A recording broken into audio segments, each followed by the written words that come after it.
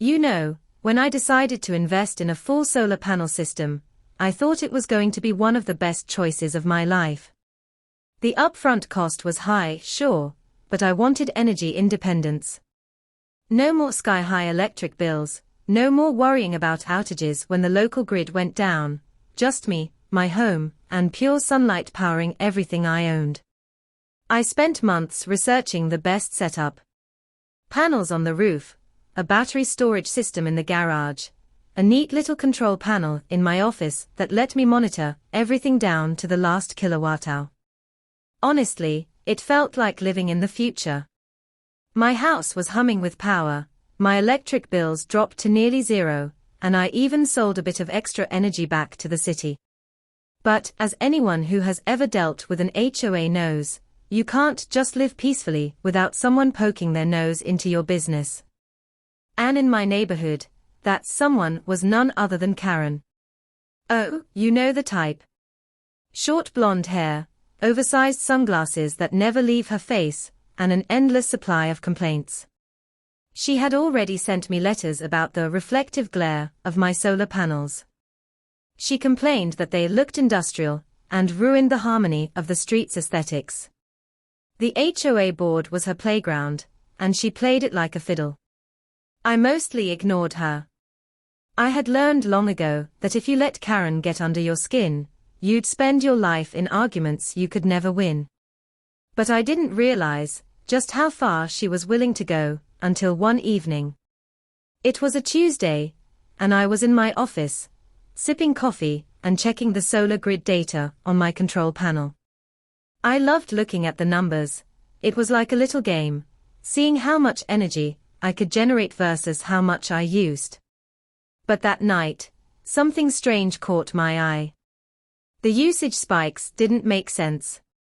At 2 a.m., when my house was dark, appliances off, and my family asleep, there was still a massive drain of power. Not just a little, like someone was running a full industrial machine. At first, I thought it had to be a glitch. Maybe a miscalibrated sensor, or some kind of software bug. But then, the same thing happened the next night, and the night after that. Always at odd hours, always draining way more power than I could account for. I started getting frustrated. I checked every corner of my house. The vac was fine, the fridge wasn't on overdrive, and nothing else explained it. That's when I got the idea to look outside. And there it was. Karen's sleek, pearl white Tesla Model X, parked in the corner of my driveway, its charging cable plugged into one of my outdoor solar outlets. I froze, staring at it in disbelief. The sheer audacity left me speechless for a good 30 seconds. Not only was she trespassing onto my property, but she was literally siphoning energy from the system I had spent thousands of dollars installing. Now, for those who don't know, charging a Tesla isn't like plugging in a phone. It's not a few pennies of power. Every full charge was costing me real money and draining my carefully managed energy reserves. The worst part? She had probably been doing it for weeks before I even noticed. I clenched my fists and took a slow breath, trying to decide how to handle it. A normal person might have marched outside immediately, yanked the cable out, and demanded answers. But me? I've dealt with Karen enough to know that head-on confrontations rarely go well. She thrives on drama. She'd scream, she'd twist the story, she'd drag the HOA into it and somehow paint herself as the victim. So instead, I decided to gather evidence. The next night, I sat in my office with the lights off, sipping coffee like a detective on a stakeout. Sure enough, just after midnight, I saw the glow of headlights outside my window. Karen, in her bathrobe no less, strolled confidently across my driveway like she owned the place. She didn't even hesitate, just plugged her Tesla into my solar outlet and walked away. I recorded the whole thing on my security cameras. Every second of it. And here's where it gets interesting. As I dug deeper into my solar system settings, I realized I had way more control than I thought. My setup wasn't just a simple on or off grid. I could monitor, restrict, and yes, even manipulate the voltage. That's when the idea sparked in my head. Karen wanted free power. Fine. But I wasn't just going to unplug her. No. That would be too easy. Too quick. Instead, I was going to make sure she learned not to mess with me, or my solar grid, ever again. And that, my friends, was the beginning of the plan. After catching Karen red-handed on my cameras, I couldn't sleep that night. I just lay in bed, staring at the ceiling, imagining her smug face every time she walked away from my driveway with a free charge. It wasn't just about the money, though the costs were adding up fast. It was about principle. I paid for those solar panels.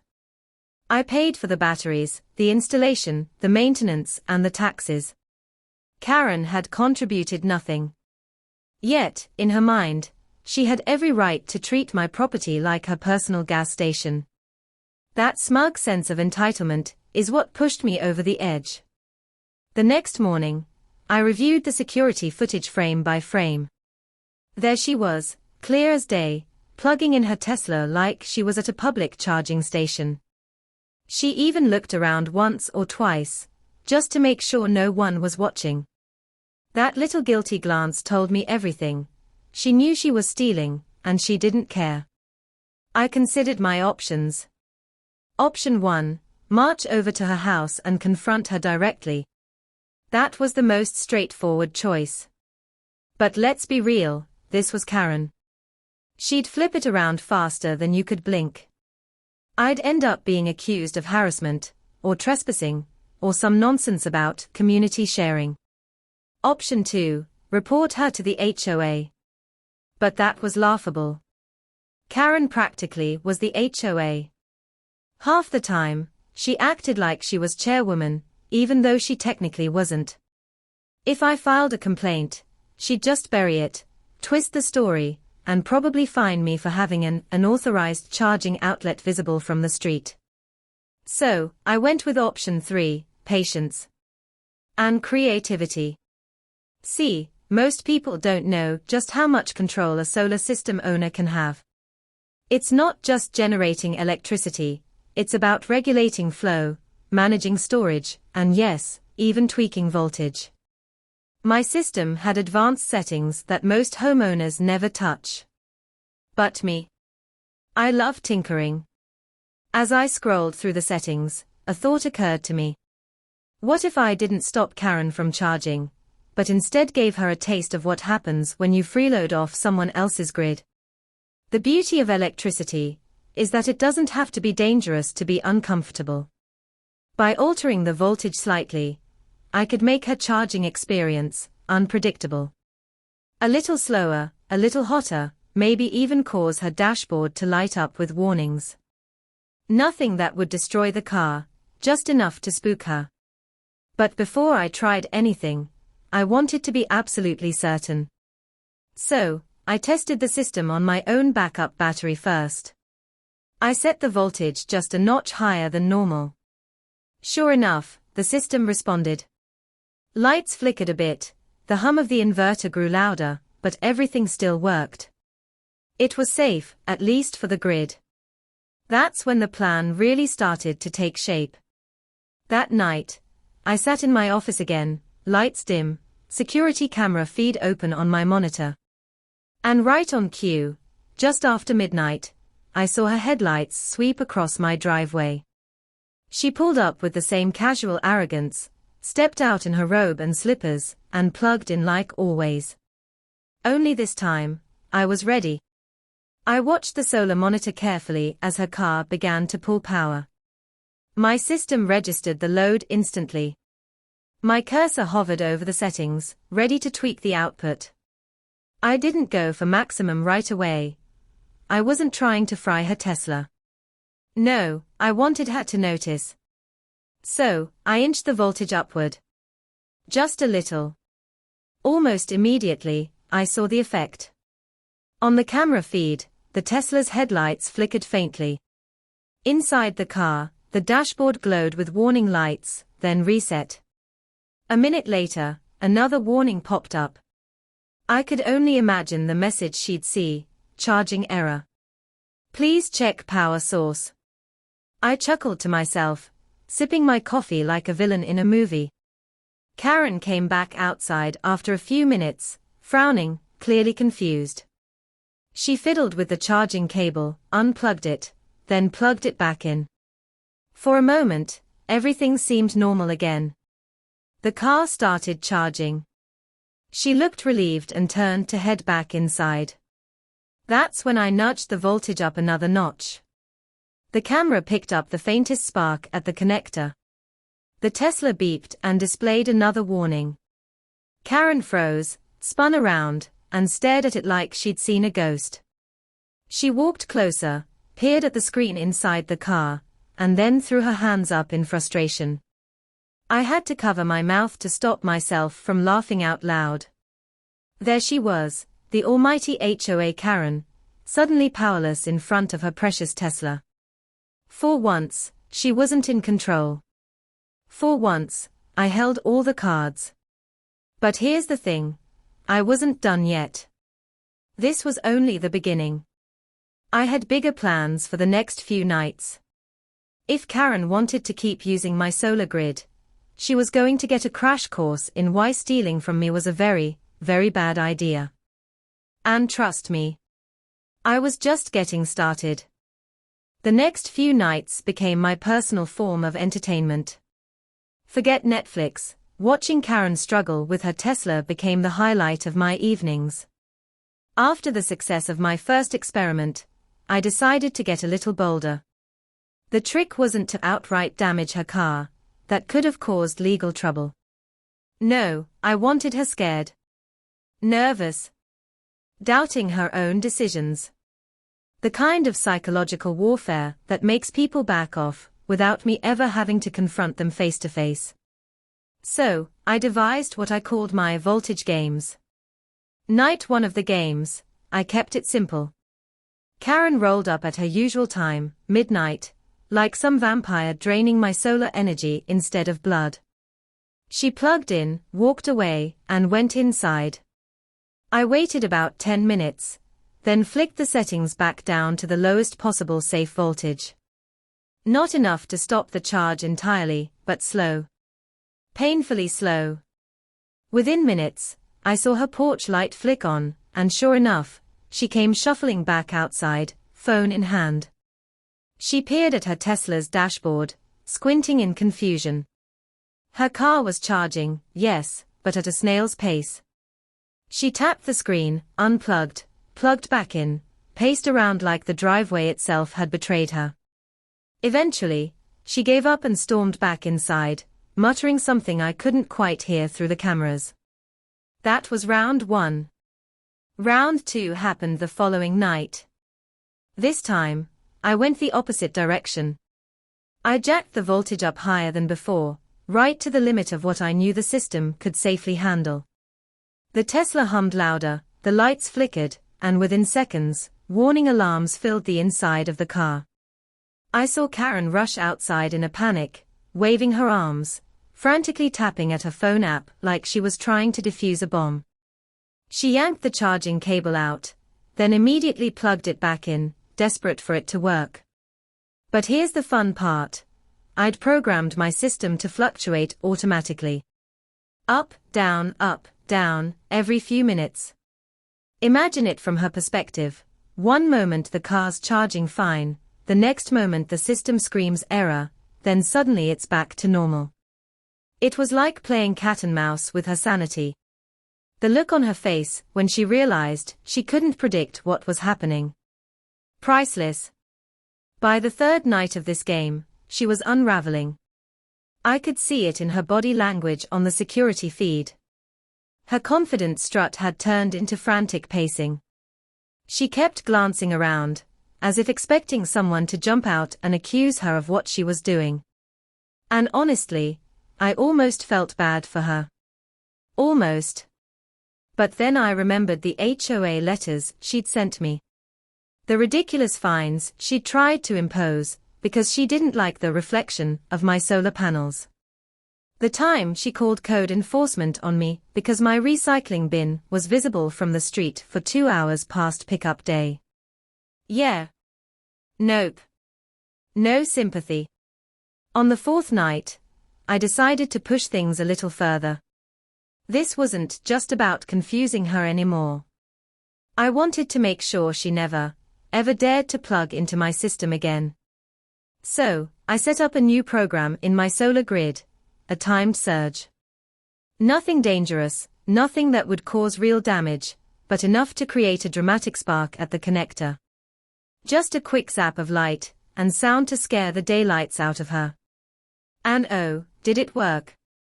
Karen came out at her usual hour, robe tied tight, slippers shuffling across my driveway. She plugged in the Tesla, patted it like a prized pet, and turned to head back inside.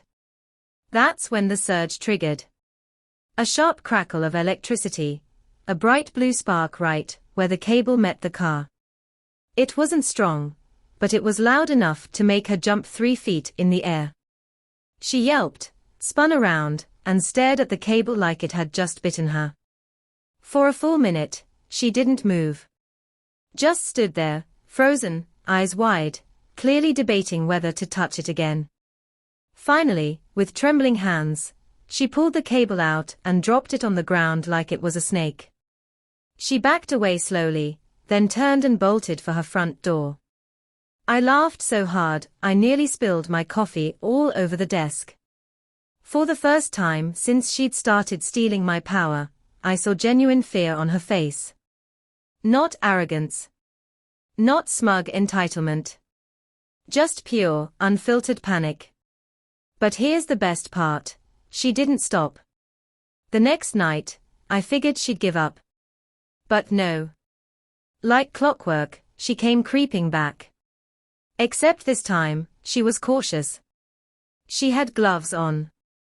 Actual rubber gloves, like she thought she was defusing a nuclear reactor, instead of plugging in her Tesla. And that was when I knew, Karen wasn't just entitled. She was addicted. Addicted to free power. Which meant my job wasn't over yet. If she wanted to keep playing this game, then I was ready to turn it into the grand finale. Because trust me, the maximum setting was still waiting. And when I flipped that switch, Karen was going to regret ever messing with my solar grid. By the time the weekend rolled around, I had perfected my system. My little voltage games had gone from funny experiments to a full-blown nightly show. And honestly, watching Karen squirm had become addictive. But enough was enough. She'd been stealing from me for weeks. She'd ignored the sparks, the glitches, the warnings. And instead of learning her lesson, she doubled down, gloves, sneaky glances, late-night routines. So, I decided it was time for the grand finale. I spent Saturday morning reprogramming my solar system. My plan wasn't to fry her Tesla, that would have been reckless, but to give her one massive, unforgettable scare. Something so intense, she'd never dare to come near my outlets again. I called the program, Max Voltage Mode. Here's how it worked. When her car started drawing power, the system would slowly ramp the voltage higher and higher, right up to the edge of what the Tesla could tolerate. Then, at the peak, it would trigger a sudden feedback loop, not dangerous, but loud, dramatic, and bright. Think fireworks show, but powered by stolen electricity. That night, I set up my cameras, poured myself a drink, and waited. Sure enough, around midnight, headlights swept across my driveway. Karen's Tesla rolled up like it always did. Out stepped Karen, robe tied, slippers on, rubber gloves pulled tight. She looked around nervously, clearly shaken by the last few nights. She plugged in the cable, glanced at her phone app, and started to walk away. I smiled. The trap was set. For the first few minutes, nothing seemed unusual. Her Tesla began charging like normal. She glanced back a couple times, probably expecting sparks, but everything looked fine. I could almost see her shoulders relax. And that's when I hit the switch. The system began to climb, higher, higher, higher. Inside the Tesla, the dashboard started flashing warnings like a Christmas tree. Charging error. Voltage irregularity. Check power source. Karen spun around, eyes wide, staring at her car like it was about to explode. She hurried back, fumbling with the cable, trying to yank it out. And then it happened. Crack. FZZZZZT. A blinding blue-white arc of electricity shot out from the connector, lighting up the entire driveway. Sparks flew, the cable popped, and the sound was like a miniature thunderclap. Karen screamed. I mean full-on, horror movie scream. She dropped the cable like it was a live snake and stumbled backward, tripping over her own slippers and landing flat on the concrete. I nearly choked on my drink, laughing so hard I had to wipe tears from my eyes. She scrambled up, eyes darting around like the whole neighborhood had seen her. Then she bolted. Not just to her house, no, she left the cable lying there, dangling from the Tesla, and sprinted inside like she was running from a ghost. For the first time since this nonsense started, my driveway was finally quiet. And you know what? She never came back. The next morning, I checked my system logs, no extra drain, no midnight usage spikes. My batteries were finally back to normal. It was over. Or so I thought. A few days later, the HOA sent out one of their classic passive-aggressive newsletters. Buried in the middle, between reminders about keeping lawns uniform and trash bin placement, was a curious little section. It warned residents about the dangers of unapproved charging methods and strongly advised against using neighboring outlets without explicit permission. I laughed out loud when I read it. Karen had clearly tried to spin her fiasco into some kind of public safety announcement. But she'd given herself away in the process. Everyone on the block knew exactly who that warning was aimed at. After that, she avoided me completely. No more HOA letters about my solar panels. No more sideways glares when I pulled into the driveway. Just silence. Sweet, peaceful silence. And my solar system. Well, it's never run better. So here's the moral of the story. If you're going to mess with someone's solar grid, especially someone who actually knows how to use it, don't be surprised if you end up on the receiving end of a little shock therapy. Because in my neighborhood, the sun may be free, but my electricity isn't. And Karen. She learned that the hard way.